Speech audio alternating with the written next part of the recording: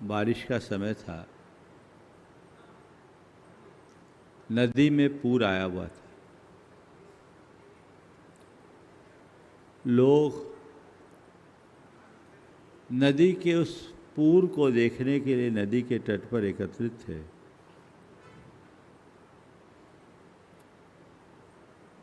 देखा कि इस नदी की धार में बड़े बड़े पेड़ भी उखड़ करके बहे जा रहे।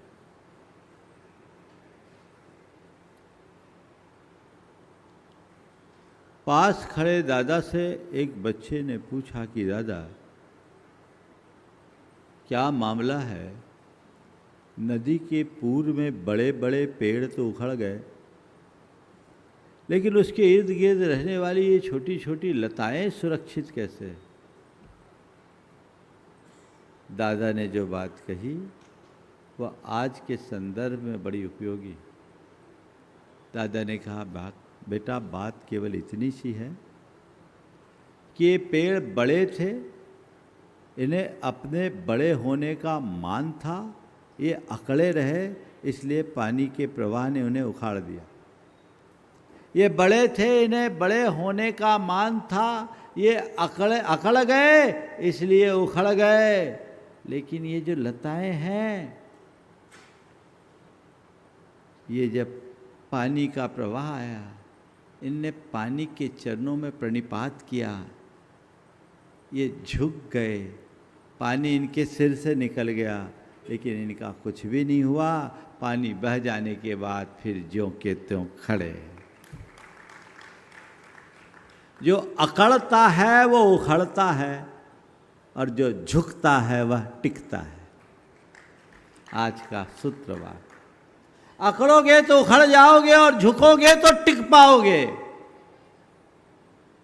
आज के संदर्भ में 4 बातें: झुको, मिलो, सुनो, सहो। झुको, मिलो, सुनो, सहो। झुकना सीखो, नम्रता को अपने जीवन का आदर्श बनाओ। अहंकारी की सबसे बड़ी विशेषता होती है कि वो टूट जाने को तैयार होता है पर झुकना नहीं चाहता। वो दुखी होने को राजी है पर झुकने को तैयार नहीं। संत कहते हैं, जीवन मिला है, इस जीवन में सब कुछ सामान्य नहीं चलता। सब बातें हमारे मन की नहीं होती। कुछ बातें हमारे मन की होती है और कुछ बातों को अपने मन की बनानी पड़ती है। जो केवल मन की चलाने की बात करते हैं वे अकड़ते हैं और अकड़ कर उखड़ जाते हैं, और जो चीज़ों को मन की बनाने में कुशल होते हैं वे झुकते हैं, टिके रहते हैं। एडजस्टमेंट और अडामेंट 2 बातें हैं। अडामेंट होना, अड़ जाना, और एडजस्टमेंट समायोजित हो जाना। अड़ोगे, लड़ोगे, और समाहित होगे, समा जाओगे। 2 तरह का जीवन है, एक पानी जैसा और दूसरा बर्फ जैसा। पानी को जिस बर्तन में डालो पानी उसमें समाहित हो जाता है, लेकिन बर्फ को तो कूचना पड़ता है, तब कहीं जाकर वो कहीं एडजस्ट हो पाता है।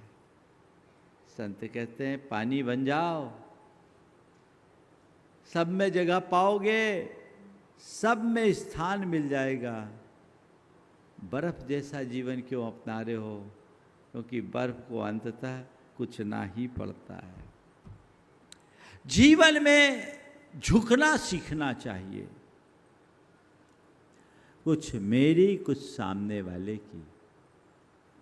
सब कुछ मेरी नहीं हो सकती। मन की मेरी हो तो सामने वाला भी तो चाहता है कि मेरी भी मन की हो।